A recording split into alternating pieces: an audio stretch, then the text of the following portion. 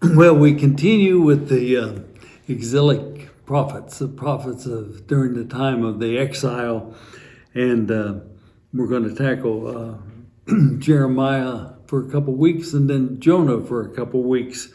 But this week is Jeremiah, and to begin with, I've got to say that I'm reliant on the thought of Martin Luther King, and I was introduced to his thought by a professor of mine who was his professor when Martin Luther King was in seminary a few years before I was. But I was exposed to reflections on Jeremiah from the perspective of Martin Luther King, and that's always influenced me in terms of my thoughts about Jeremiah. And because if you take time to read Jeremiah, and that's a bunch of chapters, it's not that many pages, doesn't take you that long. And then if you're familiar at all with Martin Luther King, you see the connection. Because if anyone was a preacher of power, persuasion, and pleading, it was Martin Luther King. Well, that's also the description of Jeremiah, as his message was a very powerful message, one of persuasion and one of pleading. And of course, Martin Luther King's whole exercise of leadership was of that same nature. But Jeremiah was a person that ministry 625 to BC to 583, just bridging the anticipation of the destruction of the temple by Babylon, and that actual destruction took place in 587. And there's indications that the work of Jeremiah continued a bit beyond that, because there is a reference later in the book to the exiles in Egypt. And some of the exiles went to Egypt, some to Babylon, and some stayed in Palestine. And so that's a reason why we can sort of date Jeremiah. And it's a collation of messages. It doesn't always, the sequence isn't always that clear. And so I would call it a collation rather than an editorial masterpiece when you read through the book of Jeremiah. But there's two distinctive characteristics in Jeremiah. One, we know more about his life, about the preacher, than most of the preachers we've looked at. And he uses his own life as illustrative of his people and the message to the people. The second is that Jeremiah, in Blake's opinion, influenced future thoughts and beliefs more than any of the other preachers. And I'll outline that in our presentation this morning. So first of all, let's look at his life, and just looking at chapter 8, beginning with the 18th verse. Listen to the message. My sorrow is beyond healing. My heart is faint within me. Behold, listen, the cry of the daughter of my people from a distant land. Is the Lord not in Zion? Is her king not within her? Why have they provoked me with their graven images and foreign idols? Harvest is past, summer is ended, and we are not saved. And we can continue, but that intimate relationship of feelings as well as thought. He experienced the inner pain of the stubbornness of his people. His tears flowed day and night. He loved his people, but yet he desired to escape from his people. But he believed he was marked for a great errand. And commentators refer to Jeremiah as the weeping prophet. Pretty powerful description. But secondly, let's look how he influenced future thought and beliefs. He believed the other prophets and preachers had preached the truth to no avail. His errand was to communicate a new warning to Judah. I've already mentioned it, powerful persuasion, pleading. The impending doom from Babylon was obvious. And Martin Luther King, in Martin Luther King's own language, said that a summary of his thought is that the wind of pride and evil had become the whirlwind of spiritual destruction. Note the difference in the language. The wind of pride and evil. You know, winds come, winds go. But when winds become a whirlwind, it's destruction. And that's the way he described the spiritual destruction of his people. Now let's unpack the message with three emphases. First of all, Jeremiah has the understanding of the new covenant. Now, the old covenant was anchored at Mount Sinai with the Ten Commandments. And he said that old covenant has failed because of the stubbornness of their evil heart. That's the language of chapter 31, verse 31 and 32. And he said, now the new covenant is going to be different than the old covenant.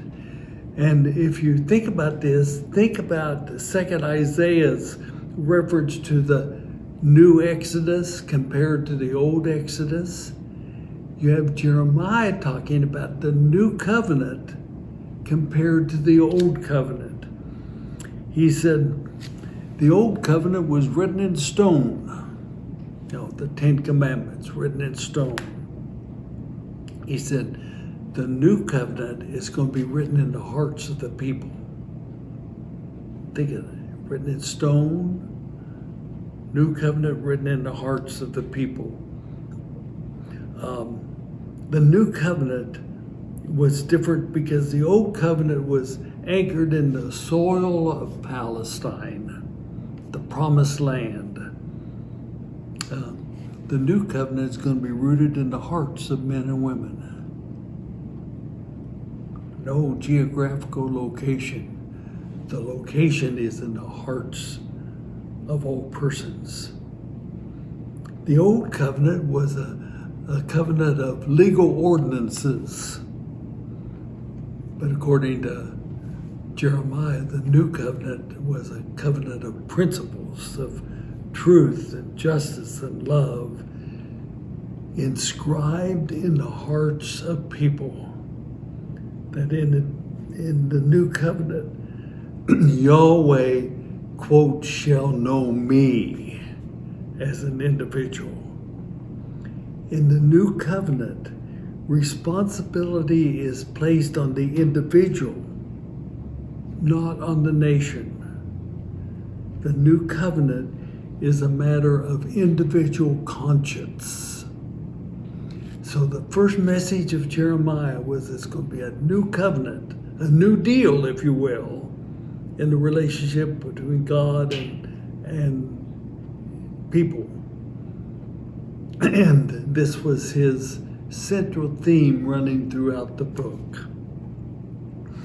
But secondly, Jeremiah preached against artificial and unreal worship.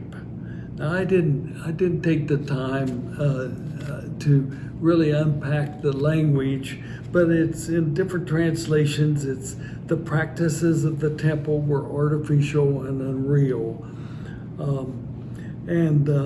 He said the temple had become the pivot of religion. Now, the pivot, if you're from an agricultural reference, you'd understand the irrigation, the pivot. And that's where the well is, and it sprays throughout. but everything, all the irrigation system is anchored in the pivot, or the pivot foot in basketball. It must remain anchored. You can't move your pivot foot. So everything revolves around the pivot. And he said, that's the way it has become in the temple. Everything revolved around the temple. This added to the unpopularity of Jeremiah because people wanted to save the precious structure of the temple. But he said the temple has become a place of empty formalism. There was a neglect of Deuteronomy 6:4. Love the God, love the neighbor with your heart, soul, and strength. Sacrificial offerings in the temple had replaced sacrificial living of Deuteronomy 6:4. Indeed, ritual had become an end in itself rather than a means to an end. Jeremiah didn't give a hoot about external ritual if it did not produce internal change in the lives of people. And indeed, in chapter 7, the first 5 verses, comes down hard on the fact that what must replace the rituals of the temple is justice for all. So his second theme throughout the whole message was against the ritualistic practices of the temple, which were artificial and unreal and didn't make any difference. So first of all, we have the message of the new covenant. Secondly, we have the message against the artificial and unreal worship. But thirdly, and probably I don't know if it's any more important than the other two, but it certainly feels more relevant, and that is that he affirmed a personal relationship with God. Now, this was Jeremiah's own experience. He had a personal relationship with Yahweh. And you see, Jeremiah was really emphasizing that Israel must move from a national religion to a personal faith, trusting in the righteousness of God. Now this personal experience of faith really sort of introduced the understanding that we now refer to as prayer. In chapter 17, he articulates the kind of relationship he had with Yahweh. And prayer, the life of prayer was not a life of just petitioning God and requesting God. It was more than that. It was a living converse with God. It was ongoing. It was intimate, this relationship that Jeremiah had with God. And he yearned for that for all people. You see, Jeremiah's business was God's business. It was that intimate. And Jeremiah had this ongoing experience of communion with God. Not a periodic experience with God, but an ongoing experience of communion with God. And so Jeremiah is not only referred to as a weeping prophet, Jeremiah is also referred to as, quote, the father of prayer. Not periodic, but an ongoing converse with God. So we have 3 emphases: the new covenant, against the ritualistic external practices in the temple, and thirdly, the personal faith must replace a ritualistic religion, if you will. So these are the three messages that, in my opinion, are the reasons why Jeremiah is referred to by many as the greatest of all of the Old Testament preachers. It's hard for some of us to take because we're so in love with 2nd Isaiah. But on the other hand, if you look at the history of the study of the Old Testament preachers, Jeremiah is referred to as the greatest of all. Now you're going to be surprised as I conclude because I've got 5 questions instead of 3, but these were the choice of my 5 out of about 20, okay? And so let me just articulate these for you to think about between now and our conversation with each other on Sundays. First of all, why do communities of faith today prefer the old covenant of legal ordinances to the new covenant of principles to live by?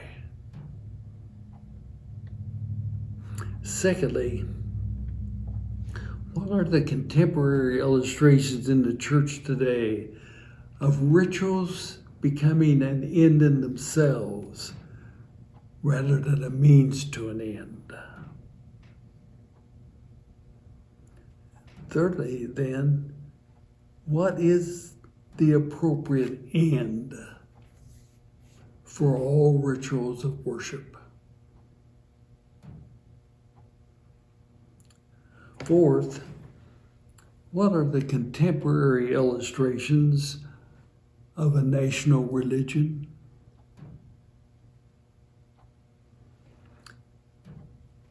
Five, in the context of Jeremiah's message of the relationship we have with God, of prayer as an ongoing communion with God, what is our personal experience of public and private prayer in our own journey of faith? A lot to think about, but Jeremiah's a lot to deal with. We'll look forward to Sunday.